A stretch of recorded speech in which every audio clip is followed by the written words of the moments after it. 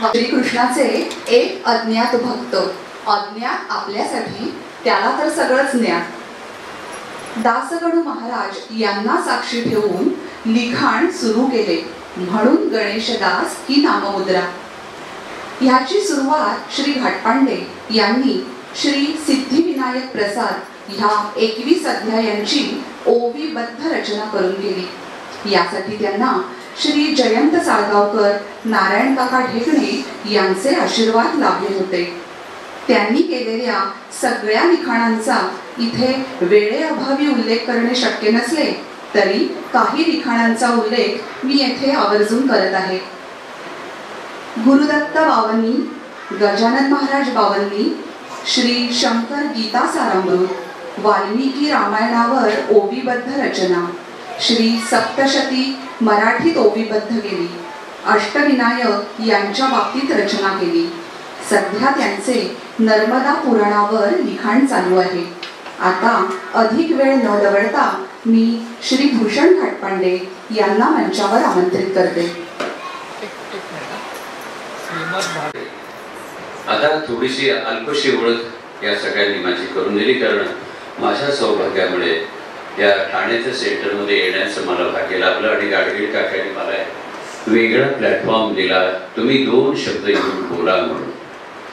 मुळामध्ये आपण आज सगळे जिवंत आहोत ही या गुरुमाऊलीची कृपा आहे, कारण हा चिंत्य अकारण करो आणि अद्भुत अशा श्रीकृष्ण भगवंताच्या कृपा असल्याशिवाय आपल्याला आपला दररोजचा श्वास सुद्धा घेता येत नाही। आपलं संपूर्ण जीवन हे कृष्णमय झालेलं असतं, फक्त आपल्याला त्याची जाण येत नाही आणि ती जाण या गुरुमाऊलीने आपल्या प्रत्येकाला दिली आहे। म्हणून या गुरुमाऊलीच्या चरणी कोटी कोटी नमन करून 2 शब्द मी बोलण्याचा प्रयत्न करणार आहे। 2 आपण मंत्र म्हणूया, तुम्ही माझ्याबरोबर सगळ्यांनी म्हणा आणि नंतर मी या कृष्णाने दिलेले माझे जे अनुभव आहे ते सांगतो। आत्ताच्या ओळखीमध्ये या 26 ऑगस्टला माझ्या हातून श्रीमद भागवत हा जो आपला पवित्र ग्रंथ आहे, पुराण आहे, 18,000 संस्कृत श्लोकाचा जो ग्रंथ आहे, त्या ग्रंथाला माझ्या हातून भगवंतांनी ओवीबद्ध करून घेतलेले आहे। तो ग्रंथ माझ्यामध्ये आपण दाखवू शकतो इथे।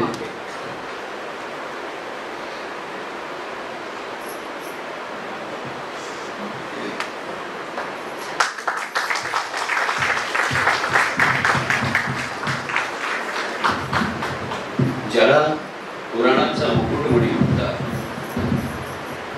ज्याला पुराणाचा मुकुटमणी म्हणतात, तो श्रीमद भागवत हा संस्कृत संहितेमध्ये असल्यामुळे अनेकांना, म्हणजे आपल्यासारख्या सर्वसामान्यांना ज्यांना संस्कृतचा फारसा परिचय नाही, त्यांना त्याचा पदपाठ, त्याचं वाचन, त्याचा अर्थांतर करताना अडचणी येत होत्या। माझ्याबरोबर अनेक मोठी विद्वान मंडळी होती, त्यामुळे त्यांच्याबरोबर झालेल्या चर्चेनुसार त्यांनी मला, म्हणजे तुम्हाला पंडित वसंतराव गाडगीळ जर माहिती असतील तर आत्ताच नुकतंच त्यांचं 1-2 महिन्यापूर्वी निधन झालं, पण त्यांच्या मार्गदर्शनाखाली या सगळ्या संस्कृत श्लोकाचं मराठी अर्थांतर आणि त्या अर्थांतरानंतर त्याची ओवीबद्ध रचना अशा पद्धतीने एक कार्य माझ्या हातून घडलं। हे इथं सांगण्याचं औचित्य एवढ्यासाठीच आहे की तुम्ही सगळे श्रीकृष्ण भक्त आहात। तुमच्या गुरुमाऊलींनी दिलेल्या आचरणाचा, साधनेचा परिपाठ करत तुमच्या दैनंदिन जीवनाला एक वेगळा श्रीकृष्णमय आकार देत आहात। आणि हे करत असताना मला तुम्हाला आवर्जून सांगायला आवडेल, इथे मी एक चित्र आणून ठेवले, गाडगीळ काकांकडे पाठवलं होतं। मी ज्यावेळेस 2 वेळा मागच्या वेळेस आपल्या सेंटरला इथे आलो होतो, तेव्हा भगवंत भेटतात का, खरंच भेटतात का, हा एक विचार होता। आपल्या गुरुमाऊलींना भेटले, गुरुमाऊलीच्या मुखातून ते बोलायला लागले आणि गुरुमाऊली तुमची कृष्णमयच झाली। जणू काही कृष्णच तिच्या मुखातून सारखा सारखा तुमच्याशी संवाद साधत होता। आपल्याला देह दिसतो, अंतरातलं चैतन्य ते भगवंताचं स्वरूप कळत नाही, पण या माऊलीच्या रूपाने तुम्हाला प्रत्येकाला त्यांच्या चेहऱ्याकडे बघितलं, त्यांच्या दृष्टीकडे बघितलं, त्यांच्या डोळ्याकडे जरी बघितलं तरी तो प्रत्यय आल्याशिवाय राहत नाही, कारण ती देहाने जरी स्त्री असली तर संपूर्णपणे कृष्णच बनलेली होती असं मला जाणवलं। आणि याच अनुरोधाने मी तुम्हाला सांगतो, हा जेव्हा माझा प्रवास चालू होता लिखाणाचा, त्याच्या आधी मी साधारण 1-2 वर्ष भागवताचा अभ्यास केला भागवत विद्यापीठातून. आणि मध्ये करोनाचा काळ आला आणि करोनाच्या काळामध्ये मी नेहमीप्रमाणेच दररोजच्याच वाचनामध्ये असल्यामुळे ते वाचत होतो. मनात असे एक विचार आला, थोडासा वेळा म्हणायला हरकत नाही, भागवत सत्य आहे का? भागवत खरंच भागवतामधल्या लिखाण, भागवतामधलं ज्ञान, भागवतामधलं विज्ञान, भागवतामधला खगोल, भागवतामधला भूगोल, भागवतामध्ये सांगितलेलं सगळं सूर्याचं चक्राचं वर्णन, ऋतूचं वर्णन, ग्रहांचं वर्णन, तारांगणाचं वर्णन, हे खरंच सत्य आहे का? त्याच्यातल्या गोष्टी, त्याच्यातले अवतार, त्याच्यातल्या सांगितलेल्या अनेक इतर ज्ञानाच्या गोष्टी, याचा परिपाठ किंवा काहीतरी अनुभव घ्यायला पाहिजे. मग अनुभव घ्यायचा कसा? पहिल्याच ह्याच्यामध्ये आपण महात्म्य वाचून झाल्यानंतर आपल्याला खूप आवडणारी ध्रुवाची कथा आहे. त्या ध्रुवाच्या कथेमध्ये सुनीती आणि सुरुचीच्या भांडणामधून जेव्हा उत्तानपादाच्या राजावर ध्रुवाला बसायला मिळत नाही, तेव्हा तो घर सोडून जातो. लहान वय 20 म्हणजे अगदी 5-7 वर्षाचं वय असलेला ध्रुव त्याच्या मनाने जागा शोधायला निघतो. आपण सुद्धा आपल्या जीवनामध्ये आपलं अस्तित्व शोधायला निघालेलो आहोत. पण आपल्या अस्तित्वासाठी आपल्याला पाठिंबा आपल्या गुरुचा आणि त्याबरोबर कृष्णाचाही लागतो. नारदांनी उपदेश केला आणि तो वनामध्ये बसला. वनामध्ये गेल्यानंतर नारदांची त्यांची भेट झाली. कुठल्याही क्षणी, कुठल्याही वेळी जीवाला गुरु भेटणं फार महत्त्वाचं असतं. गुरु भेटला म्हणजे जणू कृष्ण भेटल्यासारखंच आहे.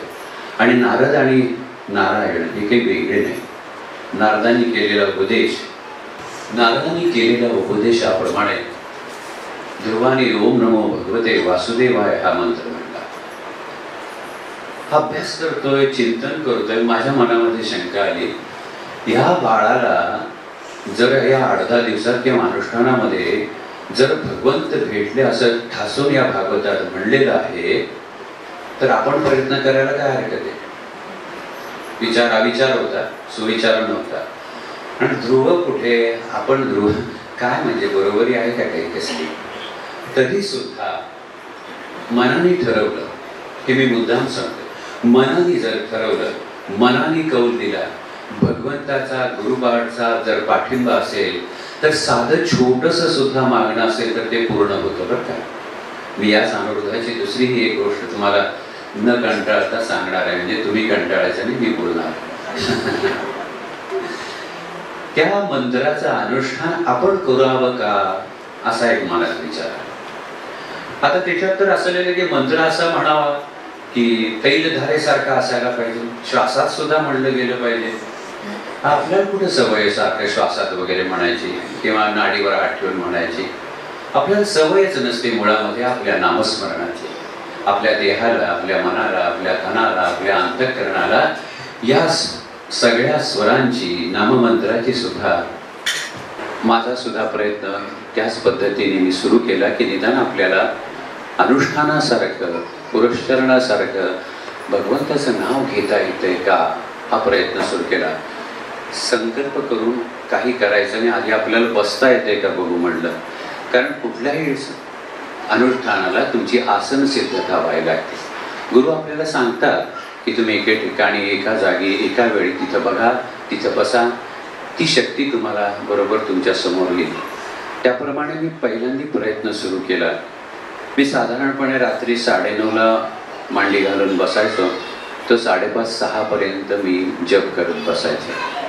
हळूहळू माझ्या देहाला सवय झाली, कारण मधला जो एक कालखंड असतो 3:30 ते 5:30, त्याच्यामध्ये खूप झोप येते.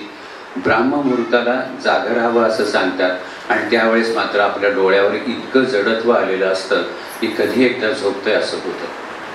पण 2 महिने मी त्याची सवय केली मला. आणि नंतर संकल्पाधिष्ठित अनुष्ठानाला सुरुवात केली. मंत्र तोच होता, ओम नमो भगवते वासुदेवाय.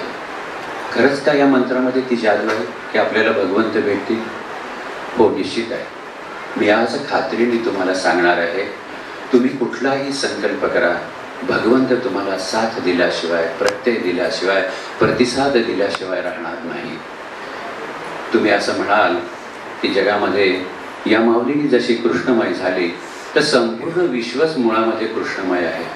त्याला फक्त साक्षीभावाने आपण बघतो, कारण त्याच्यापर्यंत पोहोचण्याचे रस्ते आपल्याला उलगडत नाही. पण जेव्हा तुम्ही त्याच्याशी, त्याच्या नामाशी, त्याच्याशी एकरूप होता, तो साकार स्वरूपामध्ये तुमच्यामध्ये येऊन उभा राहायला लागतो. मंत्र म्हणायला सुरुवात केली. करोनाचा काळ होता, 2021 साल होतं. अनुष्ठान केलं आणि अनुष्ठान संपल्यानंतर मी माझ्या घराच्या गच्चीवर गेलो आणि गच्चीमध्ये जाऊन मी चंद्राशी बोलतो. वेळ रात्रीची 10, पौर्णिमा होती. म्हणलं एवढं सगळं तुम्ही म्हणता, दर्शन देतील लोक किंवा नारायण दर्शन देतील, काहीतरी दाखवा. आता रात्री 10ची वेळ आहे, काय दाखवणार होते मला भगवंत? पण माझा अट्टाहास होता ना की मला भगवंताचं दर्शन व्हावं, काहीतरी प्रत्यय यावा. आणि पाहता पाहता माझ्याबरोबर 2-4 जण असतात, त्या पद्धतीने दादा कोणाशी बोलताय त्याचा ते बघत होते. मी चंद्राशी बोलत होतो. चंद्राला म्हणलं तू एवढा म्हणजे नारायण शंकराच्या डोक्यावर वगैरे सगळ्यांच्या गरुडा काहीतरी प्रत्यय दे. आणि तुम्हाला सांगायला मला खूप म्हणजे एके बाजूला खूप भरूनही येत आहे, पण सत्य सांगायचं आहे. आपल्यासारख्या अश्राप, अज्ञान, मंद बुद्धीच्या माणसांची सुद्धा इच्छा भगवंत कशी पूर्ण करतात त्याचा प्रत्यय मला आला. आणि माझ्या अट्टाहासाला भगवंताने त्या चंद्राला ओंकार स्वरूप करून टाकलं. त्याचा हा प्रत्यय कुठलंही फोटोशॉप नाहीये. संपूर्ण चंद्र त्या दिवशी ओंकारामध्ये बदलला आणि ओंकार हेच आपल्या भगवंताचं मूळ स्वरूप आहे. भगवंताची जेवढी म्हणून कार्य आहेत ही ओंकार रूपामध्येच आहेत. शिवाचा असू दे, कृष्णाचा असू दे, देवीचा असू दे किंवा कुठलेही असू दे, या ओंकारा व्यतिरिक्त काहीच नाही. म्हणजे संपूर्ण ओंकारामध्ये आपलं विश्व सामावलेलं आहे. त्या ओंकाराचा प्रत्यय मला या भगवंताने दिला, या कृष्णाने दिला. आणि मग माझ्या मुखातून सहजपणे भाग पडलं, कृष्णाय वासुदेवाय. म्हणा सगळे, अरे ये परमात्मने प्रणतक्लेशनाशाय गोविंदाय नमो नमः. कृष्णाय वासुदेवाय हरये परमात्मने प्रणतक्लेशनाशाय गोविंदाय नमो नमः. या भगवंताची लीला अशी आहे. ताईंचं नाव सुद्धा लीलाच होतं ना, तिथे लीला करायलाच आल्या होत्या. आपल्या भक्तांसाठी, आपल्यासाठी सगळ्यांनी सामान्यपणे देहामध्ये राहून त्या भगवंताच्या लीला आत्मसात करून आपल्याला एक उज्ज्वल उन्नतीचा, आता जसं म्हणलं आत्मज्ञानाचा प्रकाश, आत्मज्ञानाचा रस्ता, तो राजमार्ग या माऊलीने दाखवला. खरंच तुमच्या सगळ्या लोकांचं मला कौतुक वाटतं. आपल्या या श्रीकृष्णाच्या नामामध्ये तुम्ही कदाचित ती गोष्ट वाचली असेल, पण ती मी आधी सांगतो की त्याला किती पुण्याचं किंवा किती वजन आहे. आणि आता येता येता जेव्हा मी हा बाळगोपाळ बघितला तेव्हा एक बाळगोपाळाची गोष्ट मला आठवली की भाव किती महत्त्वाचा आहे. तत्पूर्वी मी आता विष्णू सहस्त्रनामाची जी गोष्ट सगळ्यांच्या वाचनात आलीही असेल कदाचित, पण परत एकदा सांगतो, ऐका. आपण जे जे नाम घेतो ते ते नाम भगवंतापर्यंत पोचतं, याच्याबद्दल तुम्ही 100% खात्री बाळगा. सहजपणे आता मी गेले 21 दिवस भागवत सांगत होतो.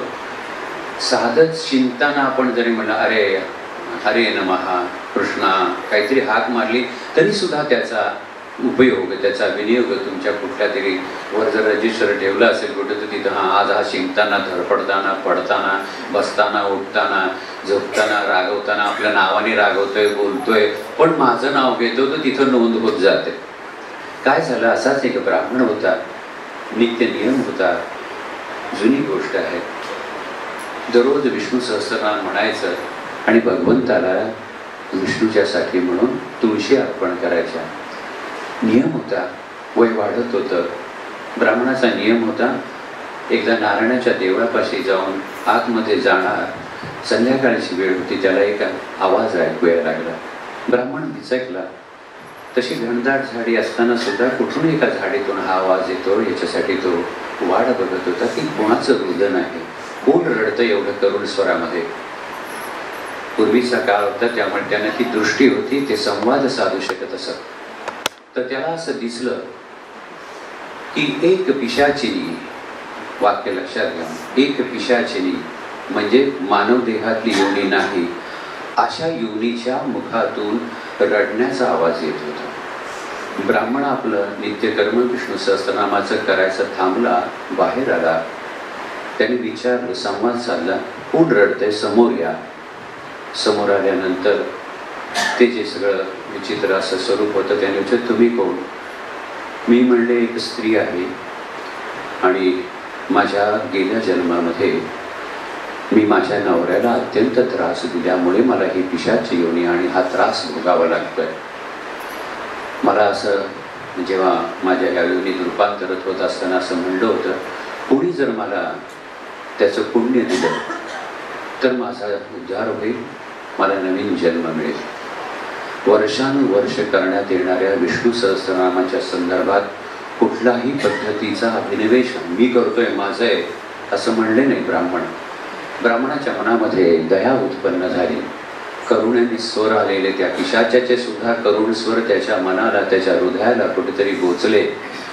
तर मला हरकत नाही, एवढंच आहे ना, मी माझ्या विष्णू सहस्त्रनामाचं आतापर्यंत जेवढं पुण्य झालंय ते मी तुला देतो. त्याने आतमध्ये जाऊन नारायणाला प्रार्थना केली, कृष्णाला प्रार्थना केली की हे भगवंता, तुझ्याकडून म्हणजे माझ्याकडून तुझी सेवा झाली असेल आणि खरंच माझ्या मुखातून तू इतकं वर्ष सातत्याने ज्या विष्णूचं नाव घेतलं आहे, सहस्त्रनाम घेतलंय, तुळशी जल तुझ्या चरणी वाहिले असतील, त्याचं जे काही पुण्य झालं असेल ते पुण्य तू या पिशाचिनीच्या मुळात अर्पण कर. असं त्याने म्हणल्यानंतर भगवंत साक्षात तिथे साकार झाले आणि त्यांनी म्हणलं की तू एवढ्या निस्पृहपणे, निस्वार्थपणे इतक्या वर्षाच्या साधनेचं पुण्य सहजपणे एका पिशाचिनीला देऊन टाकलंस, तुझं कल्याण होईल. या कल्याणामध्ये त्यांनी चांगला आशीर्वाद दिला की तू त्रेतायुगामध्ये माझा पिता म्हणून जन्माला येशील आणि ही माझी माता असेल. हे कोण होते दोघं, काही संदर्भ तुम्हाला लागला असेल, ज्यांनी वाचलं असेल त्याला माहिती आहे. तो ब्राह्मण दशरथ म्हणून जन्माला आला आणि ती पिशाचिनी कौसल्या झाली. भगवंताच्या नामामुळे भगवंत सुद्धा तुमच्या पोटी येतात, हा या नामाचा महिमा आहे. मग ते जर अशा पद्धतीने पोटी येत असतील तर ते आपल्या अशा पद्धतीने पोटी आले तरी आपल्या जीवनाची कृतार्थता आहे, आपल्या जीवनामध्ये आनंद आहे वेगळा. मला हा सांगण्याचा मुद्दाम असा आहे, तुम्ही सगळेजण कृष्ण कृष्ण कृष्ण कृष्ण करता. कृष्ण म्हणजे काय आहे? कृष्ण म्हणजे भाव आहे, कृष्ण म्हणजे मुक्ती आहे, कृष्ण म्हणजे सगळ्यातून सोडवणूक आहे. नुसतं कृष्ण कृष्ण जरी म्हणलात तरी सुद्धा तुमची मुक्ती होईल, म्हणजे पुढचीच चांगली योनी मिळेल. काय होतंय बघा बरं, कृष्णाच्या जन्मापासून बघूया. कृष्ण जन्माला येणार म्हणल्यानंतर आधीच आकाशवाणी झाली आणि त्याला सांगितले की कंसा, तुझं निश्चितच कुठेतरी उद्धरण होणार आहे, कारण तो 8वा श्रीकृष्ण येणार आहे जन्माला. कृष्ण जन्माला आले, तुरुंगात जन्माला आले, पण बेड्या सुटल्या, मुक्ती मिळाली ना. डोक्यावर घेतलं वासुदेवाने आणि निघाले. दरवाजाची कडक वंडे बंद होते, ते मुक्त झाले. पुढं चालला, यमुनेपाशी आला, यमुना दुभंगली, मुक्त झाली. तो पुढं आला नंदाच्या तिथे ठेवून गेला. गोकुळात येणारे प्रत्येक जण, पुतना असू दे, शकटासूर असू दे किंवा अजून जेवढे काही असुर, यमलार्जुन असू देत किंवा काय असेल, प्रत्येकाला मुक्तीच आहे. नुसतं कृष्णापाशी गेलं की मुक्ती आहे. आणि ह्याने तर सगळ्यांना कृष्ण हृदयात बसवलेलं आहे तुमच्या, त्यामुळे तुमच्या सगळ्यांना मुक्तीची द्वार माऊलीने उघडीच करून दिली आहे. तुम्हाला फक्त कृष्ण कृष्ण म्हणायचं आहे. म्हणजे जिथं कृष्ण आहे तिथं मुक्ती आहे, जिथं कृष्ण आहे तिथून बंधनातून सोडवणूक आहे. बंधन कसलं आहे? बंधन आहे आपल्या आपणच आपलं तयार केलेलं आपल्या मनाचं. आपलं मन असतं, ते मन सगळ्या इच्छा एकांक्षा इच्छेमध्ये आपल्याला गुंतवून ठेवतं. पण आपल्या मनाला जर कृष्णाचं वळण लावलं तर कदाचित ही मोक्षाची द्वार सहजपणे तुमच्याच हाताने उघडी होतील. वेगळा वेगळा प्रत्यय किंवा परिणाम काय म्हणतात, आचार उपचार साधना करायची गरज नाही. एकदा फक्त कृष्ण कृष्ण कृष्ण म्हणा. कृष्णाला हात मारली की कृष्ण लगेच येतो. फक्त आपल्याला कळायला पाहिजे त्याचं रूप. गोकुळातच घडलेली गोष्ट आहे, ती सांगतो. देवासाठी करते, मी काय देवाला हाक मारले. गोकुळामध्ये गर्गाचार्य आले होते आणि त्याचा नियम होता की भगवंताला खिरीचा नैवेद्य द्यायचा आणि ते खीर स्वतः करत असत. बालगोपाळाच्या रूपामध्ये यशोदेच्या मांडीवर खेळणारा कृष्ण तिथं होता. गर्गाचार्यांचं सगळं आत्मिक झालं. सगळं झाल्यानंतर यशोदेने विचारलं की म्हणजे गर्गाचार्यजी, आपणाला काही हवं असेल तर मी स्वयंपाक करते आणि तुम्हाला देते. आता गर्गाचार्य जरी असले तरी भगवंताचं स्वरूप कळायला सुद्धा वेळ लागतो. त्याचा हा प्रत्यय आहे. एवढे ज्ञानी त्रिकालदर्शी तरी सुद्धा गर्गाचार्य नाही नाही माझं मी करणार माझा स्वयंपाक. हरकत नाही. भगवंत तिथंच तिच्याबरोबर अवतीभोवती खेळत असताना फक्त तिरप्या नजरेने हळूच हसून बघत होते की हा गर्गाचार्य नक्की स्वतःला काय समजतंय, बघूया बरं का. ठीक आहे म्हणले. यशोदेने पाणी आणून दिलं. यमुनेचं पाणी घेतलं. स्वयंपाकघरामध्ये गेले त्यांच्या आणि छान खीर केली आणि नैवेद्याला म्हणून घेऊन आले. तिच्या देवघरामध्ये असेल त्या ह्याच्यामध्ये गर्गाचार्य बसलेले. समोर नैवेद्याचं ते पात्र ठेवलेलं आहे. डोळे मिटले आणि वैकुंठाधिपती मेरे भोज केली हा नैवेद्य खायला या म्हणून त्यांनी हाक मारली. डोळे मिटले. आपण साधारणपणे प्राणायाम अपनायाम वगैरे किती वेळा मिनिटामध्ये ते पाणी हलवणं किंवा पाणी शिंपडणं संपते हे बघतो. पण नैवेद्याचं तसं नसतं. नैवेद्य जर द्यायचा असेल तर 12 माळा कराव्या लागतात. छोटा नैवेद्य जरी असला तरी 12 माळा डोळे मिटून करायचे. आपण त्यांनी डोळे उघडले आणि लगेच त्यांना राग आला की हे काय, हा वैश्याचा नंदाचा पोर आहे, हा माझ्या एवढ्या मी शिजवलेल्या मी तयार केलेल्या नारायणासाठी असलेल्या ह्याच्यामध्ये हा कसा काय म्हणजे तोंड घालतोय. हे काय बरोबर नाही. यशोदे, तुझ्या मुलाला शिस्त नाही. यशोदा म्हणजे चुकलं महाराज, बाळ आहे माझं, थोडंसं बाळ आहे, इकडे तिकडे फिरत असतं, खेळत असतं. नाही हा नैवेद्य आता मी घेणार नाही. बघ काय करू, त्याची पहिली व्यवस्था लाव. मी नैवेद्य करत असताना आणि परत खायला तो आला नाही पाहिजे. ठीक आहे म्हणे महाराज, तुमची जशी आज्ञा असेल तसं आम्ही बघू. पुन्हा यशोदा तिला त्यांना तयारी करून द्यायची. पुन्हा महाराज स्वयंपाकघरात जातात. पुन्हा खीर तयार करतात की घेऊन जाते त्याला अंगणामध्ये खेळायला. गोपाळ येतो. बालगोपाळांच्या तो आवाज काढायला लागतो, खेळायला लागतो. मजेत यशोदा इकडे बसते, बघते अंगणामध्ये आहे ना, आहे, खेळतोय. ठीक. ते परत आले देवघरामध्ये. पुन्हा तेच खिरीचं भांड ठेवलंय. पुन्हा हाका मारले, हे वैकुंठाधिपती, हे नारायणा, माझ्या प्रसाद घ्यायला या. ऐकता क्षणी अंगणातून स्वारी परत आली आणि पुन्हा त्या खिरीचं पात्र घेतलं. गर्गाचार्य म्हणले, तू स्वतःला कोण समजतो? पण तुम्ही मला तर हाक मारत होता. तू काय, तू नंदाचा पोर, तू कसला म्हणजे नारायण. महाराज म्हणजे कृष्ण हसले बाळरूपात असून सुद्धा. म्हणजे अजूनही याचा डोळ्यावरचा जो भ्रम आहे, सर्वत्र वासुदेवमिती सर्व म्हणजे म्हणतो ना आपण, वासुदेवमिती सर्वम, हा वासुदेवाचं किंवा ईश्वराचं त्या परब्रह्माचं रूप ह्याला अजून दिसत नाही आहे. हरकत नाही, अजून एकदा परीक्षा घेऊ. गर्गाचार्य ओरडले परत. ते म्हणे, यशोदे, हा जर मुलगा तुझ्या मांडीवरून परत माझ्या इथपर्यंत आला तर मला चालणार नाही, तू त्याला मांडीवर घेऊन बस. यशोदा सुद्धा थोडीशी रागावली होती आपल्या बाळावर. तेवढे, काय रे कृष्णा, किती वेळ तुला आवरायचं, तू सारखा का जातोस तिकडे. बाळ हसलं आणि आईच्या मांडीवर येऊन बसलं. पुन्हा गर्गाचार्याने खीर शिजवली. पुन्हा एकदा जाऊन देवापुढे ठेवली आणि हाक मारायला लागले की हे नारायण, हे वैकुंठनाथ. आता भगवंताला असं वाटलं की हरकत नाही, आता याची थोडीशी त्याला जाणीव द्यावी आपण नक्की कोण आहे. म्हणून मांडीवर बसला असताना त्यांनी योगमायेला आमंत्रण दिलं आणि असं सांगितलं की यशोदेच्या डोळ्यात जरा झोप येऊ दे. यशोदेच्या डोळ्यात झोप येऊ दे. मस्तपैकी मांडीवर पडलेले आहेत. यांची आपली प्रार्थना चालली आहे, नारायणा तू माझा प्रसाद घ्यायला ये, मी आत्ता परत तिसऱ्यांदा प्रकाश केलेला आहे, आता तरी तू स्वीकार वगैरे. भगवंताने योग मायेला हाका मारल्यानंतर यशोदेला गुंगी चढली, झापड यायला लागली. यशोदा झोपली असं कृष्णाच्या लक्षात आल्याबरोबर उतरले खाली आणि पुन्हा एकदा जाऊन ते खीर खायला लागले. याने डोळे उघडले. गर्गाचार्यांनी डोळे उघडल्यानंतर त्याने चतुर्भुज रूप त्याचं दाखवलं.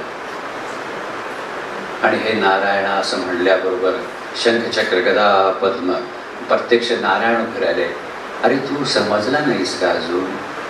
तो कृष्ण, तो नारायण मीच आहे. सध्या गोकुळामध्ये मी वास करतोय. तू एवढ्या प्रेमाने माझ्यासाठी मला हाक मारतोयस. मी तुझ्या समोर असताना सुद्धा तुला दिसत नाही. हे बघ माझं रूप. असं म्हणल्यानंतर गर्गाचार्यांच्या डोळ्यातून घळाघळा घळाघळा अश्रू यायला लागले. भावविभोर झाले. आपण आपल्या नारायणाला, कृष्णाला इतका समोर, इतका जवळ, हसता खेळता उड्या मारताना बघत असताना सुद्धा त्याचं मूळ स्वरूप समजलं नाही. अनेक वेळा आपल्या अशीच गत होती. कित्येक वेळा देव या ना त्या रूपामध्ये, गुरुच्या रूपामध्ये, मुलाच्या रूपामध्ये, धान्याच्या रूपामध्ये, वेगवेगळ्या जीवातून सारखा सारखा आपल्या समोर येत असतो आणि आपण त्याला देहाने हाक मारतो, त्याला कृष्ण म्हणत नाही. आपल्याला जर कृष्ण समजायचा असेल तर प्रत्येकातला कृष्ण कळायला हवा. मध्ये मी प्रेमानंद महाराजांना भेटलो, वृंदावनला गेलो होतो तेव्हा.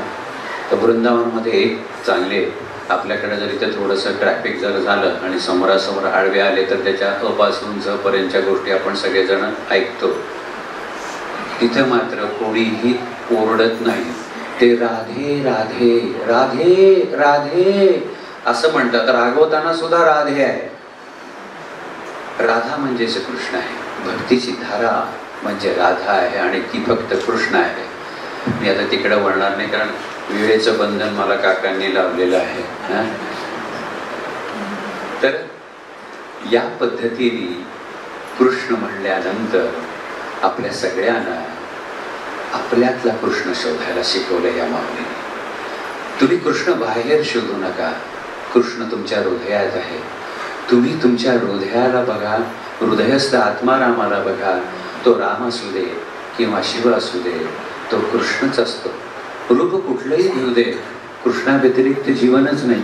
भागवत सांगत असताना अनेक कथांमधून ब्रह्मदेव असू दे, इंद्र असू दे किंवा इतर राक्षस लोक असू दे, दैत्य असू दे, यांनी काय सांगितलंय?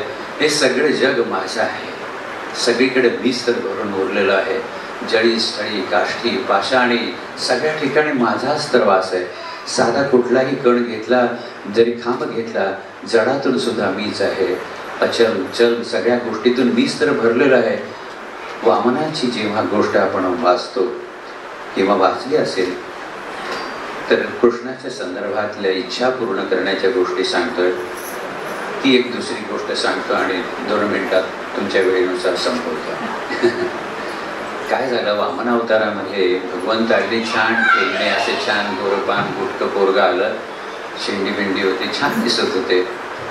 बली आहे, त्याची विंध्यावली बायको आहे आणि त्याची बहीण आहे. त्या बहिणीला या वामन मूर्तीबद्दल फार प्रेम निर्माण झालं की असा जर आपल्याला मुलगा असता तर किती बहार आली असती. मी ह्याला दुग्धपान केलेलं असतं आणि समाधान मिळालं असतं. पण जेव्हा वामनाने आपले तिसरा पाय बळीच्या डोक्यावर ठेवला तेव्हा तिची आसुरी वृत्ती जागी झाली. भगवंत बघत होते, दोन्ही मनातले भाव जाणले. एकीकडे प्रेम आहे, एकीकडे माया दिसते, एकीकडे रसपान द्यायची इच्छा होते आणि दुसरीकडे मात्र माझा प्राण ही जावो अशी मनामध्ये इच्छा निर्माण झालेली. बली तर गेला सुतनामध्ये, हिला नवीन जन्म प्राप्त झाला आणि ती पुतना म्हणून कंसाच्या तिथे जन्माला आली. बघा बरं काय, गोष्ट लांबवणार आणि थोडक्यात सांगतो पण त्याच्या मागे अजून एक दुसरी गोष्ट लगेच माझ्या मनात येते. ती मी मध्ये एकदा सांगितली होती कासवाची गोष्ट, पण तुमची सगळ्यांची इच्छा असेल तर ती सांगली. तर रत्नावली जी होती ती पुतना म्हणून आली आणि जेव्हा कंसाने तिला सांगितलं की तू कृष्णाला मारायला जा किंवा लहान मुलांना मारायला जा, तेव्हा ती रत्नावली बलीची बहीण पुतनाच्या रूपामध्ये भगवंताला दूध पान द्यायला आली. पुतना म्हणजे काय? पुतना कोणाकोणात असते? पुतना म्हणजेच मुळातला गर्भितार्थ काय आहे तो सांगितलं तर मला अर्धा 1 तास पुढे जाईल म्हणून मी सांगणार नाही, पण सांगतो, फक्त थोडक्यात सांगतो. पुतना गोकुळामध्ये चतुर्दशीला आली. पुतना गोकुळामध्ये चतुर्दशीला आली. त्या चतुर्दशी म्हणजे काय? पंच ज्ञानेंद्रिय, पंच कर्मेंद्रिय, मन बुद्धी चित्त अहंकार विचार अशी म्हणून चतुर्दशीला आली. या सगळ्या ह्याच्यावर जेव्हा स्वार होती, ही माया आहे, अपवित्रता आहे म्हणजे पुतना आहे, ती जेव्हा स्वार होती तेव्हा हे असं विषपान घडतं, विषयांचं पान घडतं. तिने तसेच विषय लावले आणि भगवंताला तिचं दूध देण्याचा प्रयत्न केला. 2 इच्छा पूर्ण झाल्या. रत्नावली असतानाचं दूध द्यायचं आणि सूड उगवायचा त्या भगवंतावर. पण भगवंत असे आहेत ना, तुम्ही भक्ती कुठल्याही स्वरूपाची करा, इथं उद्धार आहे. कारण आपण मूळ सूत्र असं म्हणलंय, जिथं कृष्ण आहे तिथं मोक्ष आहे. जिथं कृष्ण कृष्ण म्हणलं, ती कृष्ण कृष्णाच्या नादाने आले, आपल्याला आपल्या जवळ घेतलं आणि दूध देता देता विषाचं कधी अमृत झालं, तिचा उद्धार झाला आणि तिचा केवढा मोक्षाचा मार्ग खुला झाला. छोटीशी इच्छा केली तरी भगवंत पूर्ण करू. मला मोह आवरत नाही, सांगतो दुसरी गोष्ट पटकन, चालेल? 2 मिनिट. काय आहे, प्रत्येक युगामध्ये भगवंत वेगवेगळे रूप घेऊन येतात. कधी परशुराम आहे, कधी वामन आहे, कधी नरसिंह आहे, कधी श्रीराम आहे. आपल्या सगळ्यांनी बघितलंय ती गोष्ट. वनवासामध्ये जायला सुरुवात केली आणि एके ठिकाणी सगळ्या गावकरी म्हणजे त्यांच्याबरोबर अयोध्येचे जेवढे नगरवासी आले होते तेवढ्या सगळ्यांना लपून पहाटे सुटून नदीच्या काठी गेले आणि नदीवर जाऊन त्या नावाड्याला हाक मारायला लागले की तू ये नावाडी, तू इकडे ये. क्या जो असेल त्याला हाक मारत होते. लांब तिकडे नावेमध्ये तो बसला होता आणि त्याला कळलं की कोणीतरी हाका मारत आहे आपल्याला. त्यांनी थोडंसं नाव पुढं ढकलले आणि बघितलं, अरे बापरे, हे तो दशरथ पुत्र राम आहे. दशरथ पुत्र राम आहेत आणि यांची कीर्ती मला माहिती आहे. मी येणार नाही म्हणले तुमच्याकडे. म्हणजे अरे ये, मला माझ्या बायकोला आणि भावाला पलीकडे जायचं आहे, तू ये तर खरं. येणार नाही म्हणले. अरे का येणार नाही म्हणे? मी ऐकलंय. काय ऐकलंय? तुम्ही पाय लावेल तिथे ती बाई तयार होते. ज्या गोष्टीला पाय लावता त्याची स्त्री तयार होते. मी होडी घेऊन आलो, तुम्ही होडीला पाय लावला आणि ती जर होडी स्त्री झाली तर मग माझी उपजीविका कशी चालेल? ते म्हणे असं नाही रे, ती गोष्ट वेगळी होती. अहिल्या होती ती, तुझी नाव आहे, तिचं मन, तिचं हे सगळं जे दगडासारखं झालं होतं, तिला मी जागृती दिली. ती होतीच तिथे, दगड नव्हती, भावना दगड झाल्या होत्या. समाजाने तिला दगडासारखं वाळीत टाकलं होतं. आपल्याला ते गुणार्थ त्या रामायणातले कळायला हवे. तो आला त्यामुळे मी येईन. तुम्ही हे जरी मला सांगत असला तरी माझा तुमच्यावर विश्वास नाही. मी तुमच्या पायाला लागलेली माती सुद्धा माझ्या पोळीला लावून देणार नाही. उगाच परत तुम्ही खोटं बोलला आणि माझी ती स्त्री झाली तर नाही, असं होणार नाही आहे. पण माझी एक कंडिशन अप्लायज. ते म्हणले कंडिशन आहे. काय कंडिशन आहे? मला तुमचे पाय धुवायला द्या, मला तुमचे पाय धुवायला द्या. बरं म्हणजे हरकत नाही. त्याला खूप आनंद झाला त्या नावाड्याला की दशरथ पुत्र राम आपल्याकडनं पाय धुवून घेणार, आपले चरण त्यांना मिळणार स्पर्श करायला. त्याचं मन आनंदाने भरून गेलं. त्याने आपल्या बायका मुलांना हाक मारले की या दशरथ पुत्र आलेले, त्याने आपल्याला सांगितलंय की पाय धुवायला. लगेच ती बाई परात घेऊन आली, जे काय असेल पात्रे घेऊन आली, पाणी घेतलं आणि त्याच्या कुटुंबाच्या बरोबर त्या नावाड्याने भगवंताचे पाय धुतले. स्वतःचं मुंडाचं डोक्यावरचं पटकं काढलं आणि ते सगळे पाय म्हणले तुम्ही आता ह्याच्यावर ठेवा, मातीला न लावता तुम्ही माझ्या उभेवर बसायला हरकत नाही. एवढा सगळा प्रकार चालला होता. तेव्हा तिकडनं लक्ष्मण आणि सीता आले की हे रामभाऊ कुठे गेले सकाळी झोपून आम्हाला सोडून. बाकी सगळी जनता झोपलेली होती. हे एकटेच फिरायला बाहेर पडल्यासारखे, पहाटेच्या वॉकिंगला गेल्यासारखे गेले नदीकाठी. हे दोघं जण बघत आले. बघतात तर यांचं तावातावाचं बोलणं, याचं हे सगळं चाललेलं आणि इथं पाय धुतात. आणि मग त्यांनी रामरायाने बघितलं. बरं या म्हणले आता तुम्ही. मग तिघही जण नावाड्याने प्रवेश दिला, नावेमध्ये बसले. महाराज इकडे बसलेत म्हणजे रामराय इकडे बसलेले आहेत, लक्ष्मण म्हणजे सीतामाई आहे. रामरायाने त्या दोघांकडे बघून म्हणलं तुम्ही असं नको होतं करायला. त्या दोघांना कळलं नाही की असं का म्हणताय, असं नको होतं करायला. भगवंताच्या बोलण्याचा रोख कळला नाही. आणि मग या गोष्टीला सुरुवात होते। जेव्हा भगवंत क्षीरसागरामध्ये निवांत शय्या करत होते, निद्रेत होते, लक्ष्मीबाई म्हणजे सीतामाई आणि शेषनागाच्या वर पोहडलेले भगवंत आत खोल नीरव शांततेमध्ये दुरून कुठून तरी एक मोठं कासव आलं।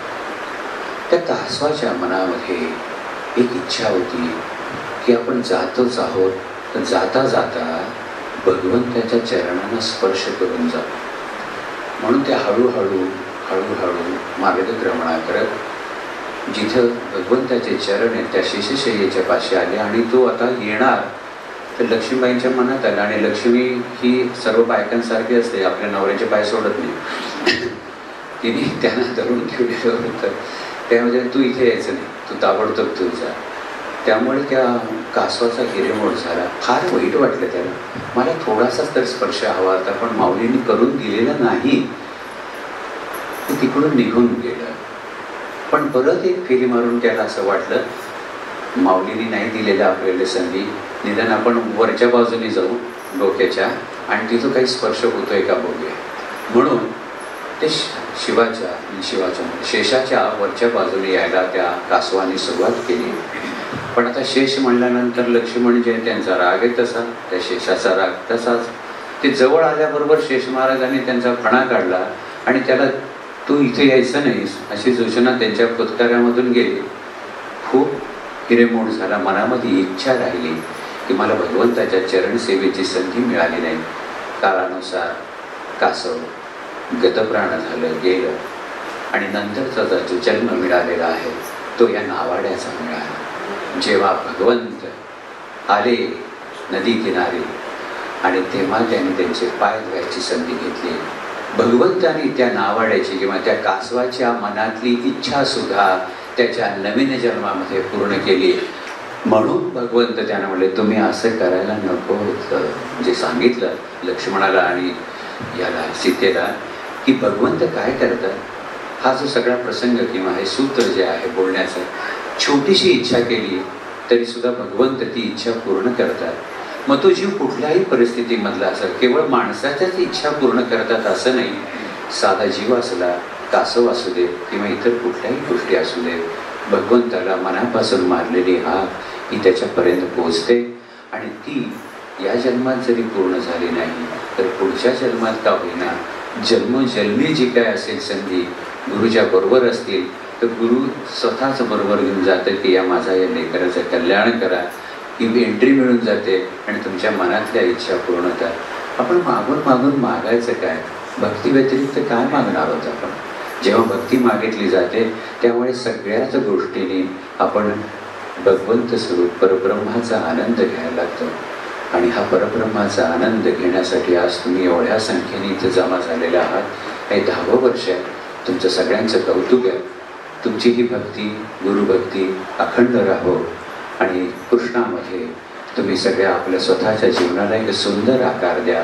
भगवंत तुमच्यापासून दूर नाही, ते हृदयस्थ आहेत याची जाणीव घ्या आणि बघा की या माऊलींनी दिलेलं एक अमृत तत्व तुमच्या मनामध्ये कसं केवत राहील। केवळ आपणच नाही, आपल्याबरोबर येणाऱ्या, आपल्या सहवासात येणाऱ्या प्रत्येक जणांना हे कृष्णाचं औषध द्या। या औषधामुळे जराव्याधी दुःख मरण हे तर जातच जातं, पण देहानंतरची जी अवस्था आहे त्याला सुद्धा सुंदर मोक्षाचा राजमार्गाचा द्वार, वैकुंठाचं द्वार मोकळं होतं। म्हणून बोलूया श्री कृष्ण गोविंद हरे मुरारे, हे नाथ नारायण वासुदेव। येऊ दे की आवाज।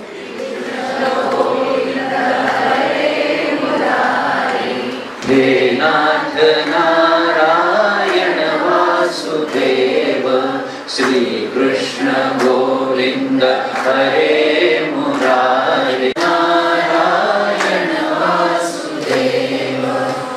राधे कृष्ण राधे कृष्ण।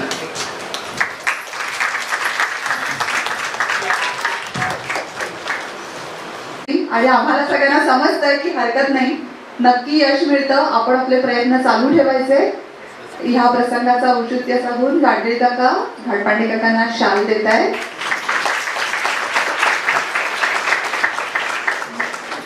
प्रेरणा देणारे हे दोन्ही अनुभव आहेत. श्री यशवंत कुंटे यांनी डिसेंबर 2023 ते डिसेंबर 2000 ओम नमो भगवते वासुदेवाय हा जप 4,70,105 एवढा केला. आणि ह्या त्यांच्या स्तुत्य उपक्रमाचं कौतुक आपण त्यांना श्रीमद भागवताची पोथी देऊन करणार आहोत. आणि ही पोथी त्यांना आपण श्री भूषण घाटपांडे यांच्या हस्ते देत आहोत. टाळ्यांचा कडकडाट करायचा आहे.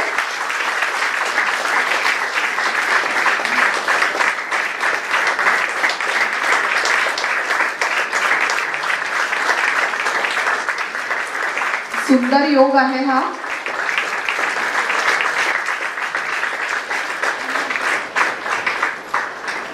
अमृतासारखा अमृत कांचन योग आहे. जेव्हा उद्धवाला फार वाईट वाटायला लागलं की भगवंत आता तुम्ही गोलोकात जाणार आहे, आमचं कल्याण कसं होईल, आम्हाला कोण पाठीराखा आहे, तेव्हा भगवंत असं म्हणाले आणि भगवंतानी आपलं सगळं तेज जे आहे ते या भागवतामध्ये घातलं. हे भागवत पुस्तक नाही, हा प्रत्यक्ष कृष्ण आहे आणि ह्यांचं भाग्य आहे की त्यांना कृष्णच हातामध्ये मिळालेला आहे.